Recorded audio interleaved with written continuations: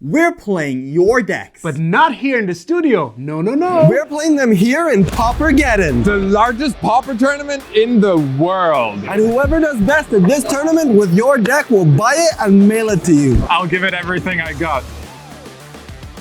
We are playing 7 rounds today, and Roberto here is my first opponent. Valerian sent me a deck that is not popular right now, but just feels so powerful. And all I have to do is win more rounds of this tournament than my friends, and I get to mail the deck to him. My strategy starts with a Kill Fiend. It's just a normal 1/2 elemental beast, but anytime I play an instant or sorcery spell, it gets +3 power. So I play one spell, it's a 4/2. I play a second spell, it's a 7/2. And if I look into my bag of tricks, Valerian sent me enough instants and sorceries to attack for 147 if I play all of them. My opponent plays an experimental synthesizer, revealing a land that they will get to play immediately. And they play a reckless lackey. They're not attacking since my Kill Fiend could block, but we're not here to block today. No, no, no. Let's strike some fear in Roberto's heart. I'll attack. Will they take it? I thought not. Let's make sure this is over next turn and give our Kill Fiend a partner in crime. My opponent knows that this is now a race. So Kodota Rebirth, we sacrifice the synthesizer and give them 3 goblins. And Roberto brought a Formula 1 mortar to this race because Goblin Bushwhacker is going to give each creature +1/+0 and haste. And that's an attack for 10 down to 9. Okay, you know, this is now the part of the enemy where the hero climbs out of the rumble, talks for 20 minutes while winding his fist before the mega punch. Enter the enigma, target creature can't be blocked, I draw a card. And each of my dogs bark a whole 3 damage more when they attack.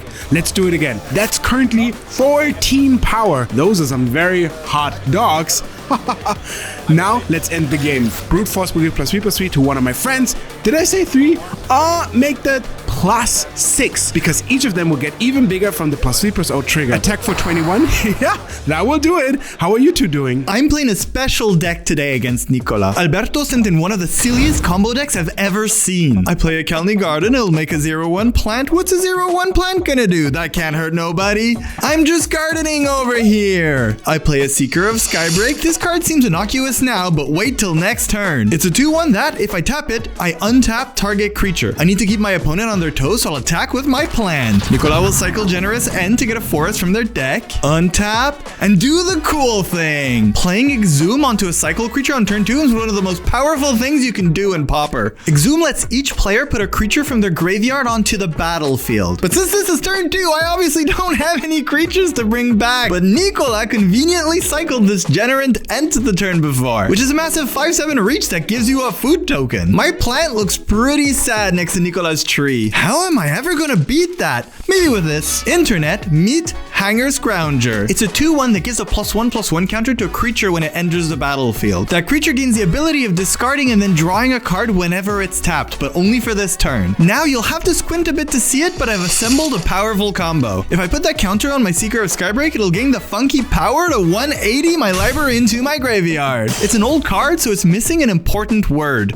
another, meaning that it can tap to untap any target creature, even itself. Normally, having it play with itself like that is just kind of awkward, but now every time it taps to untap itself, it also allows me to discard a card to draw a card, and discard and draw, and discard and draw, until my whole deck is in my graveyard. Oh look, I discarded a Basking Rootwalla. I can play it for free by using its madness cost. Now that my library did a pirouette, let's cast this Dread Return from my graveyard. The cost is to sacrifice 3 creatures. Goodbye creatures, you've served me well. Hello, Lotlift Giant. I bring back Lotlift Giant. It's a 6/5 zombie giant, but what is relevant here is that when it enters the battlefield, it deals damage to my opponent equal to the amount of creatures in my graveyard. My opponent's just gonna trust that it's more than 20. Alberto, we're sending you this wild engine you made. I just need to keep winning games like this. Yaman, what do you have? I have an attack for 14 lifelink, trample, first strike, and vigilance. Well, that sounds devastating. I hope they're not playing Burn. They are, in fact, playing Burn. You know what? Let's also give our creature flying. Why not? And they concede. I wonder why. Tough, did you win your second game? It's tough. Remember when I had a Kill Fiend and life was smooth? Yes, vividly. Well, you can only only play 4 Kill Fiend in your deck. So meet Kill Fiend from Teemu,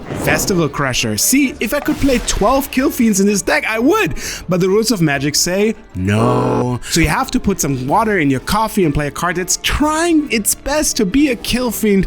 But you know, it's a Festival Crusher and it only gets +2/+0 every instant and sorcery I play. That's a big attack. And they keep a blocker behind. Very clever. Let's try to end this game. Manamorphose gives me 2 mana and pumps my devil by 2. Might of the Meek pumps the devil by 2 and I draw another card. Slip Through Space will pump it by 2 as well and make their blocker irrelevant because now it is unblockable. Brute Force will pump it by 5. Can I get there? Let's see. No, I can only attack for 15. No, this is a great example of how much better Kill Fiend is. Look, now, I would have won this round if this would have been a Kill Fiend. But unfortunately, this is a Festival Crusher and it just has a different textbooks. I think I'm about to leave this round with a clean win. My opponent has 1 mana up. I have the combo on the battlefield. I'll just play a Lotus Petal and a Mesmeric Fiend. Let's peek at their hand. They play a Rotten Reunion in response. I'll exile a card from my graveyard and make a 2/2 zombie. Okay, we can still combo through this. Hold. Let's go. They have nothing else. Wow, if we had not played the Fiend, they could have exiled our Lot Left Giant. Turn up the volume on the radio and roll down the windows, amigos, because it's cruising time. Let's mill our entire deck. Flashback this Dread Return. Show our opponent a giant. Boy, oh boy, this pony has one trick, but it has flawless vibes. Dolph, are we all coming out of this round as champions? Unfortunately not. I kept the hand with only islands and got goblined. So that's just round 1. We'll be facing tougher and tougher opponents, and whoever has the most victories by the end of the day wins. And not only does one of us win, one of you as well. We asked you in our community tab to send us decks you wanted to see played at Paupergeddon, and we picked 3 at random and we're trying to make it all the way today by piloting them. Whoever does best at this event will mail the deck to the person who submitted it. Now look, it's our friend Tomer from MTG Goldfish. He came here to cheer us on. Okay, now we can't lose. I'm sorry, Francesco, but I have to catch up to Yamin and Carl, and you're in my way. We are up against the ropes. We only have 1 land in our hand, so we will Rite of Flame. It makes 2 red mana, which is just enough to put this Burning Prophet onto the battlefield. It's a 1/3 human wizard that, whenever I play a non-creature spell, gets +1/+0 and I scry. If Festival Crusher was Kill Fiend for Teemu, this is a Socks for Christmas version of Festival Crusher. Wow, okay, at least we found a land, so let's play Manamorphose again. Our Prophet now has 2 power, and we add a red and a blue to draw a card. Play another Rite of Flame. It generates 3 mana now, since we have another one in our graveyard. Play Ancestor Anger, make a Prophet flex for 5, draw a card, play another Rite of Flame, Prophet has 6 power.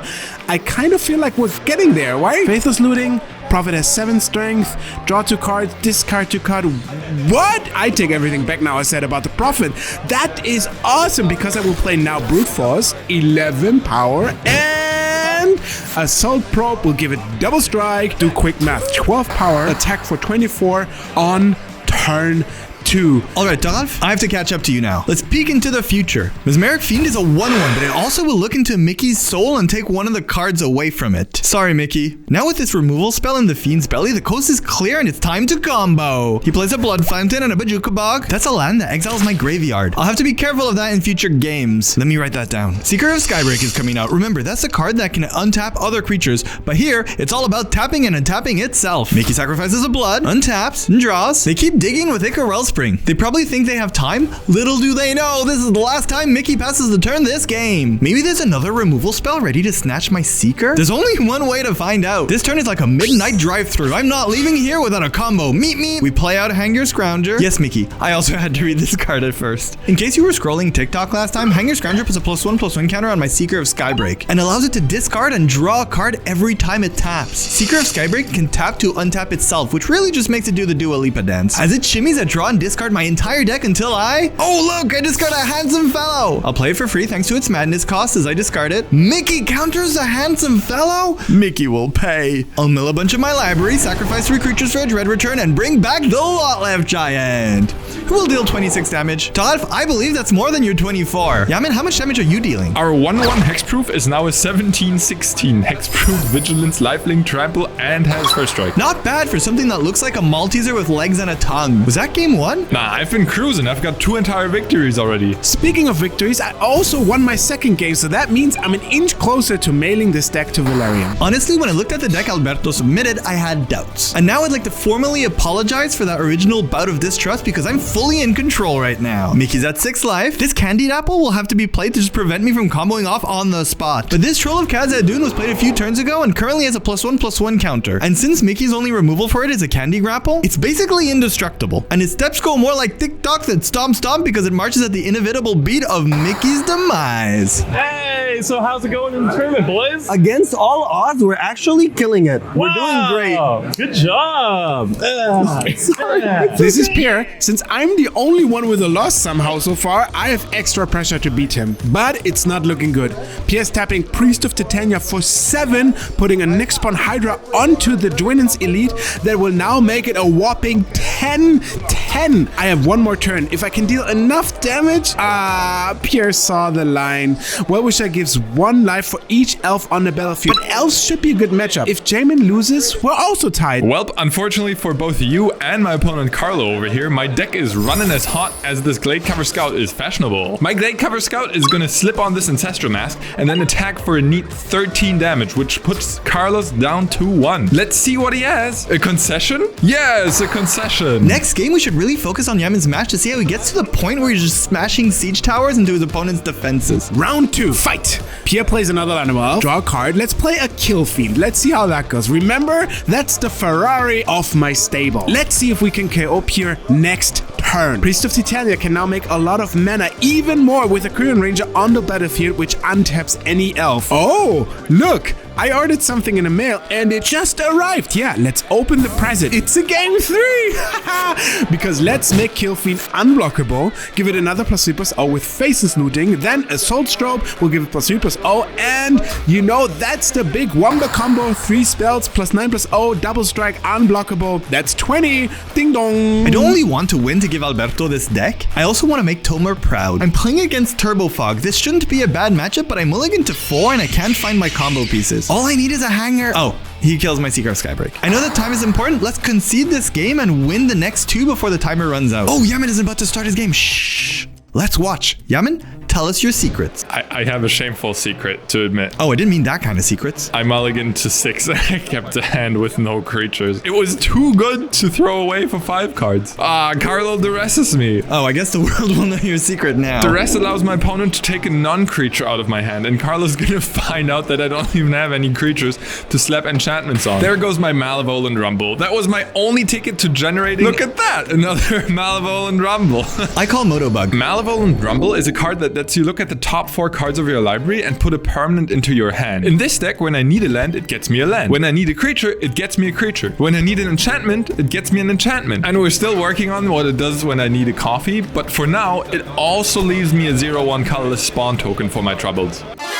No creatures? Alright, I guess I'll take the land. You see, it may look like I've missed finding a creature with a Malevolent Rumble, but sometimes it's the heroes you least expect. This 0/1 spawn token is gonna get us there. So let's give it an Armadillo Cloak. My opponent plays a Refurbished Familiar. Let's put some Sentinel's Eyes on our spawn. You know, you gotta see where you're going when you're attacking the opponent. But can we get there? Side quest. Let's try to break the record for most damage done on turn 3 at Paupergeddon. We'll play a Kill Fiend. Pierre draws a card and plays a Well-Wisher. Okay, that will be gaining a lot of life soon, so untapping is not in the cards. Oh look, an attack that won't change anything. Let's play Enter the Enigma. That will make my Kill Fiend unblockable. It's a 4/1 now. We'll play Brute Force. This gives +6/+3. Mutagenic Growth, that makes 15 power. Another Mutagenic Growth again, that makes 20 power. And Assault Probe, so that's 23 points of double strike damage. Attack for 46. I could have taken out 2 players with that damage. That's a game. Woohoo! Dolph, that was beautiful. Here, I made this for you. Yamin, how's your little spawn with the Eye of a Sentinel and Dreams of Glory doing? Not so hot, unfortunately. Carlo played a Toxin Analysis on Krark Clan Shaman. That gives it lifelink and death touch, so whenever it deals any damage to a creature, that creature dies. Carlo then sacrificed 1 artifact to deal 1 damage to each creature. You see the combo here? That means that no matter how big my creatures are, the whole battlefield is now gone. Gone, and then I lost a few turns later. Carl, did you find a win? Unfortunately, not god, I fought the clock and the clock rocked because I couldn't win a game in time. The round timed out, and since I've conceded the first game, this one went to my opponent. And that means we're all tied. Oh, that's exciting. Yeah, now it's anybody's game. Let's go and make a name for ourselves in this hall. Okay, Frantic, it's you and me. Tango time. Except I know this special dance move where my whole library ends up in my graveyard and then there's a lizard and a troll involved somehow. Let's play Mesmeric Fiend to see if there's a removal spell in his hand. And if there is, let's snatch it out of there. Oh. It's all removal. Alright, let's take one. It doesn't matter. We have to fight through it anyways. Yamin, you're the man with the creatures that are immune to removal. Are your boggles boggling? Don't let his joyful demeanor fool you. Mateo has crushed 2 opponents already to get here. We had to mulligan down to 5, but that's alright. We have a 1-mana hexproof creature now. We just need to find a stylish outfit to suit it up. Mateo plays a land. Let's see if we can punish him with some damage. Because Gladecover Scout on its own is only a 1/1 elf, but with its hexproof ability, only I can target it with spells. And call me Yamin Chanting, because that's what I came here to do. My deck is packed with enchantments that I want to put on my scout. Because unfortunately, I didn't draw one. The only power this Colony Garden is going to give my Gladecover Scout is the power of friendship, which it's creating a 0/1 plant token to keep it company. Ah, there you go. I found the light switch. Click. This ethereal armor is going to fix all our problem and make our mulligan to 5 look great. Now, let's drop the beat down. Carl, did you manage to fight through the removal? If by fight through the removal, you mean to say that Frantic used a lot of removal spells, then you would be correct. I tried as hard as I can, but it feels like he has more ways to kill my creatures than I have types of fish I know. And I assure you that I can name at least 6 types of fish. This round was not my round, but I lived to come around another round. Did you end up with more than 6 enchantments? No, unfortunately not. But that doesn't matter, because this Gladecover Scout is getting the makeover of the century. This Ancestral Mask will give it +2/+2 for each other enchantment, which makes it a stunning 16/16 first strike trample. And my opponent rightfully scoops up their battlefield. Internet, meet Raul. Raul, meet Rider Flame. It will give me 2 mana. Raul, I would also like you to meet my friend, Festival Crusher. He plays a Candy Trail. It's a snack that allows him to scry, but later could gain him life. Festival Crusher has another snack in mind. Raul's life total. I'll play a Burning Prophet. That's the one that deals 1 damage and scries whenever I play a non-creature spell. Raul plays a Krark Clan Shaman. That's a doozy. It allows you to sacrifice an artifact to deal 1 damage to each creature. He has 3 artifacts, so if he decides to sacrifice all of his lands and the Candy Trail, he can kill all of my creatures. That's a dangerous dance, and we are 2-stepping into it. Metamorphose, trigger the damage, trigger the scry button, make 2 mana off drawing a card. If I go in too close to the kill, Raul can blow up the Shaman and kill all of the creatures. Steady now. Make the Festival Crusher unblockable. Trigger, scry, give it drop a strike. Trigger, scry. Oh, that is intense. We've got this. Okay, attack. He sacrificed 2 lands and his Candy Trail to deal 3 damage to each creature. But I would also lose all of my creature, and that would make me out of resources. Almost out of resources. Because I still have this! Brute Force! Trigger. It gives my Festival Crusher +3/+3, so it survives the Shaman, and Raul concedes. Yeah, there's no way he's getting back from that. Okay, this is our chance to pull ahead and give Julian this deck. Great start here, land Gladecover Scout. Mateo makes a blood fountain, which makes it blood. It's kind of to be expected, it's not a chocolate fountain. Now watch this trick. I'll play an Ethereal Armor and a Rancor on turn 2. That's 5 damage. Rancor gives +2/+0 trample, and Ethereal Armor gives another +1/+1 for every enchantment that I control. And if that wasn't enough, it grants first strike as well. Mateo plays a Refurbished Familiar. Sure, I'll discard a land. I'll draw, play an Abundant Growth to draw again. What is this, the Botanical Garden? Because it's growing abundantly. Draw another card, attack for 7. Mateo draws a card. They're gonna need something good. They play a land and pass. I'll play another Rancor and attack for 10 trample. Double trample, rample? Mateo blocks. Wait, does Mateo not know how trample rample works? Oh, I see. Mateo is playing a Toxin Analysis. It gives the Refurbished Familiar Death Touch and Lifelink, which would narrowly save him and take out my Gladecover Scout. That would have been a great play if my Ethereal Armor didn't give Gladecover Scout first strike, so Mateo's Familia will never even get to do the Death Touch or the Lifelink damage. Yes, this is a win for me. Julian, I do hope you have a mailbox large enough for a deck box. Tarlf, are you winning, son? Well, he's trying to exile my Festival Crusher. Journey to Nowhere is an enchantment. When it enters the battlefield, you have to exile a creature for as long as it's on the battlefield. But watch this. He's falling right into my trap. Apostle's Blessing will give my Festival Crusher pressure protection from white. And since Raw needs to target a 1 creature, he has to get rid now of 1 creature, but I don't have a creature that he can get rid of, so he needs to get rid of his own creature. Oh, this is so good.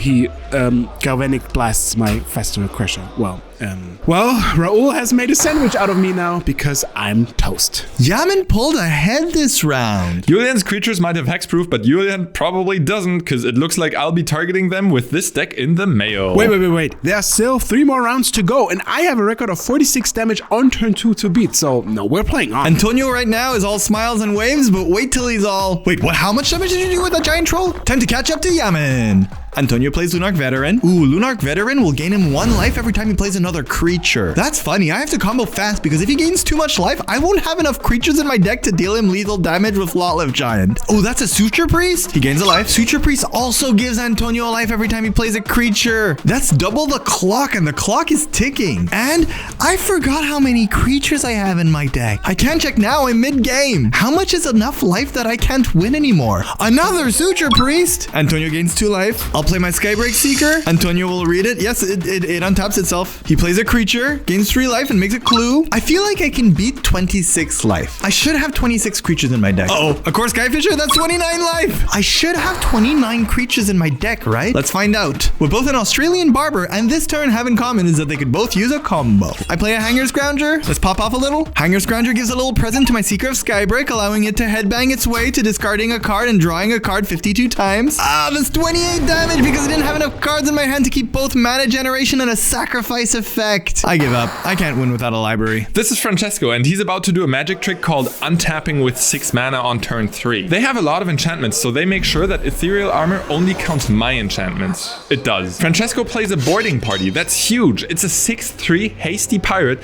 that reveals cards from the top of their library until a spell costing 5 or less is revealed. Oh, an Arbor Elf. That's totally fine. They attack with the boarding party, but I can just gobble that one up because my Sylvana Ledgewalker has First Strike, and it can only be blocked by creatures with flying. Now this is important because I will play an Ancestral Mask on it, which gives it +2/+2 for each other enchantment, not just mine, each other enchantment on the battlefield, including Francesco's. So that's a casual +10/+10 because of their 2 enchantments. Now that it can't be blocked, let's do the math. Attack for 15. Francesco plays another boarding party. They cascade into a Jewel Thief. That doesn't fly. They play an Avenging Hunter. Let's read that one for a second. I see a lot of text here, but none of it starts with F and ends with lying. They attack for 9. Wait, Jewel Thief doesn't have haste. They attack for 6.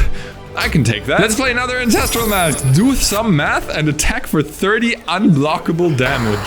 This is turn 3. Even with my Burning Prophet, my worst creature by far, I managed to get enough spells to take out my opponent.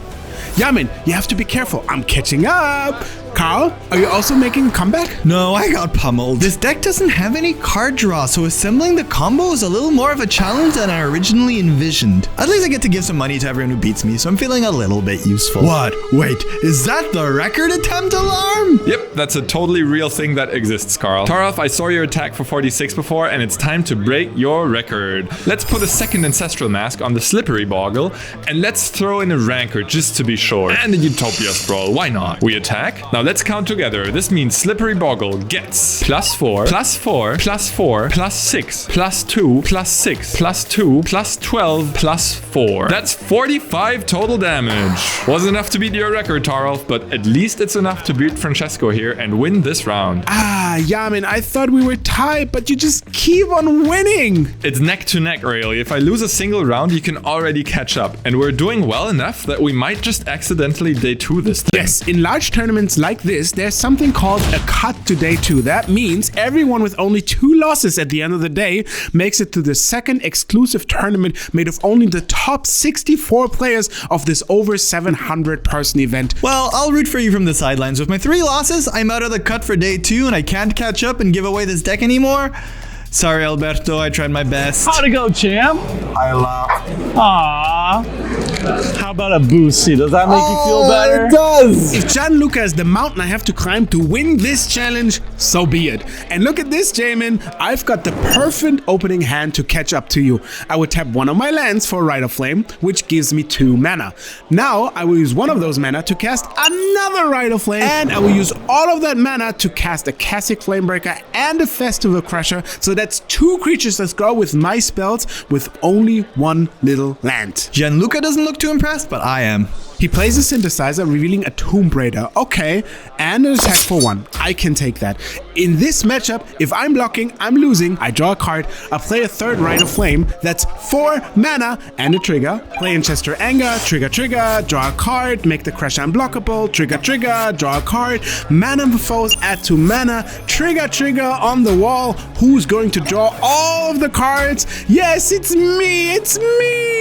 And another Enchester Anger, that one gives +2/+0 now, and draws a card. And the Gianluca gets the point and concedes. Jamin, if you lose now, I have a chance to tie you. Are you beating down your opponent with a Megazorded Pebble? My Ledgewalker became a 6/4 Vigilant, Trample, Lifelink, Unblockable Menace. There's nothing my opponent could do. Toralf, you got this. The Kiln Fiend deck is just so cool. Just turn to him.